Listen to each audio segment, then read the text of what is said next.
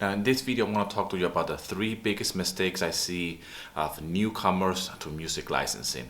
Now you could be an experienced producer and musician yourself, but when it comes down to music licensing, very quickly newcomers realize that this is a different ball game. This is not the same as your music artistic projects, or this is not the same as your band project or your gigging sessions or your studio work for that matter. And I can tell you this from experience because I was there like that.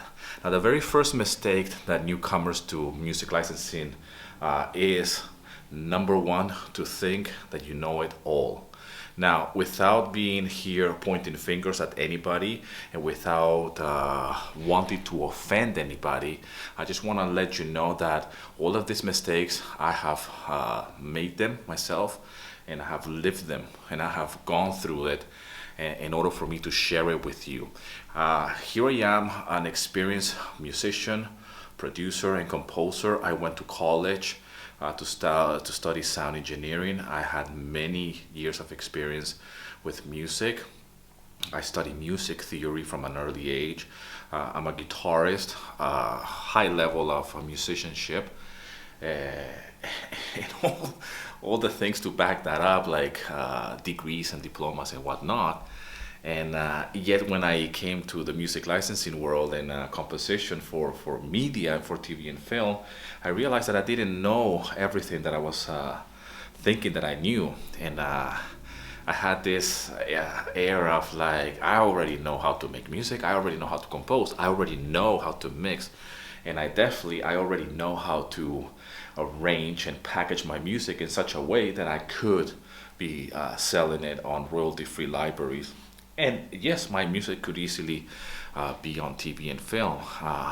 But that was a mistake because the more I advance and the more I grow, I realized that there's so many things I didn't know about composition. There's many things I didn't know about arrangement. There's many things I didn't know about how this music can work for film, for videos, for how editors think. So there's many things I didn't know. It's good to have the knowledge and it's good to have the skill, but to have that attitude that I know it all already is a terrible mistake. And I approach everything nowadays with that mentality. And I'll give you another example, being a parent for the very first time, or even the second time. The second child is not exactly the same as the first child. They behave differently, and nothing can prepare you for that. No matter how much knowledge you have, no matter how much book you read about it, advice from experts, nothing can prepare you for this task of being a parent. I know it's a weird analogy, and maybe if you're not a parent, you don't really can connect with this analogy. But hey, we are human beings. We have enough common sense. We have some kind of instinct. So I'm sure that we can take care of another small human being, especially if it's coming from us. But that could be further from the truth. It takes a lot of intuition, a lot of love, a lot of care, and a lot of accepting that you don't know many things. Believe me. Mistake number two. Identity. Music composers, when they start doing music for licensing, they box themselves in some kind of identity, like I only produce rock music, I only produce this, or I want to be a film composer like Hans Zimmer. And that's the identity that they're trying to build, or they want to follow those footsteps and say I only do that. And that's a terrible mistake. I did that in the beginning as well. And I said, I come from a rock background and I can only do this type of music. I only play the guitar like this. I don't need that. I don't need this.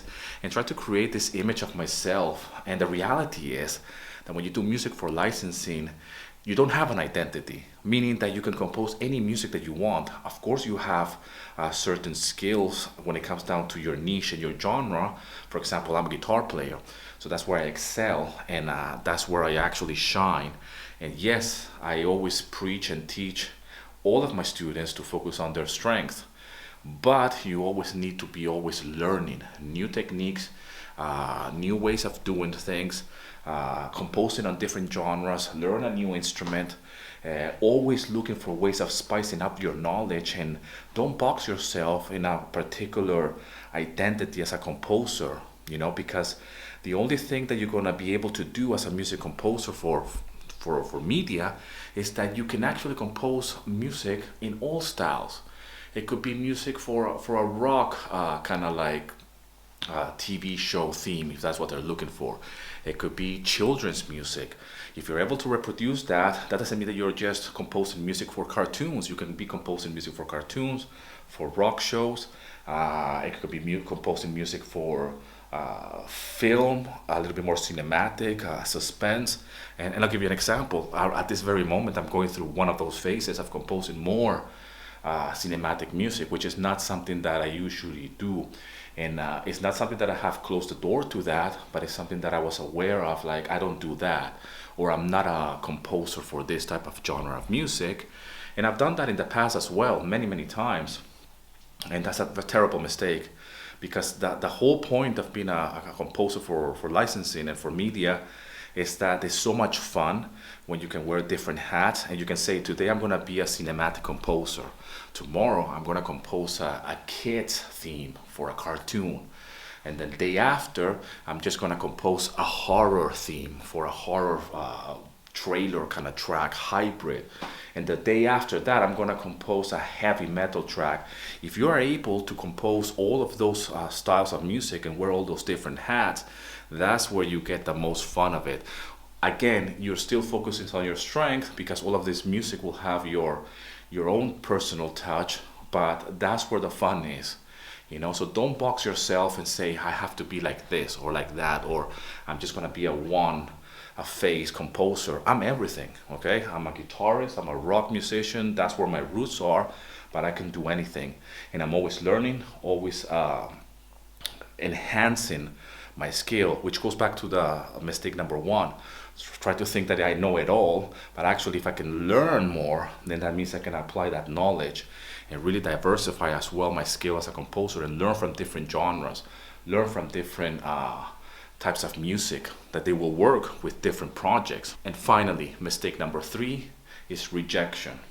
We all have to face rejection at one point or another. I have done many videos about rejection. I don't want to talk too much about rejection on this video, because rejection requires a whole video of talking about it. And I have spoken a lot about rejection in the past. I have done 2 parts video series about rejection and how to deal with it.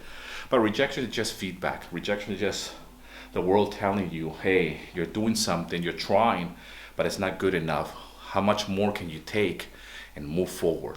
So that's all I have to say about rejection. Rejection is a good thing. Rejection should be expected. And when it comes, really make the best out of it. So that's when it comes down to rejection. You just have to feel that rejection is a good thing. Experience rejection. Actually, go and fail fast, and build that skin for being rejected, In the beginning, I really suffered. I gotta tell you, I went on a downward spiral of depression when it came down to rejection. It went so deep that I actually felt like quitting. And here I am, an expert. I have my studio, degrees, diplomas of music. I know how to compose. I know how to mix. I know how to do everything. I have all the knowledge in the world, yet I'm getting rejected. I'm thinking that I know it all, and yet I know nothing, okay? So these are the 3 mistakes I see newcomers to music licensing make, especially experienced musicians and composers, when they realize that this is a different ball game. I'm not saying that it's difficult or that it's hard. You just need to know how to approach it and how to detach your ego from your music, detach your ego from yourself, and you can just get through these mistakes by acknowledging, 1, that you're going through them, and 2, that you're not alone, okay? Because I've been there. I'm working on a crime theme music today. This idea, I've done it a few days ago, actually, a few weeks ago. Just want to show you very quickly a little bit how it's progressing. And if you've been following me, you know that I don't compose this type of music.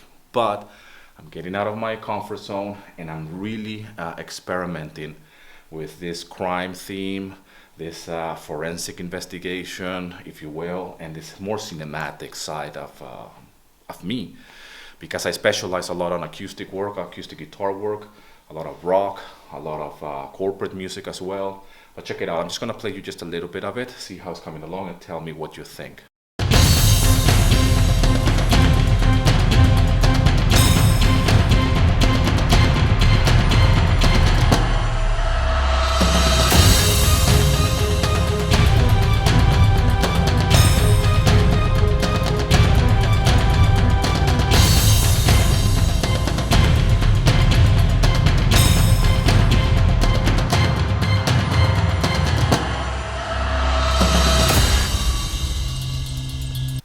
I'm completely new to this type of genre, but I realized that if I study a little bit and I really expand my vocabulario of music composition, I can learn, I can get better, and all of the theories and all of the knowledge I have as a guitarist, as a rock composer, I can actually apply it to this type of music, okay? And realize that there's always more to learn, there's always more to explore. There's so much inspiration out there. I mean, this kind of tracks have inspired me beyond belief. And after that, I probably want to start making different type of music. I just don't know what, really, you know, where am I going to get that inspiration? So I hope this video finds you well. I hope this video is helpful to you if you're somebody that is new to music licensing and you're experiencing this. Understand that you're not alone. We've been here. I've been there. You've probably been there as well. I know many friends who have suffered from this.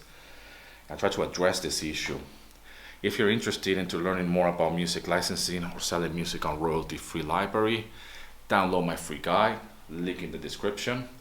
I also have a free workshop, link in the description as well.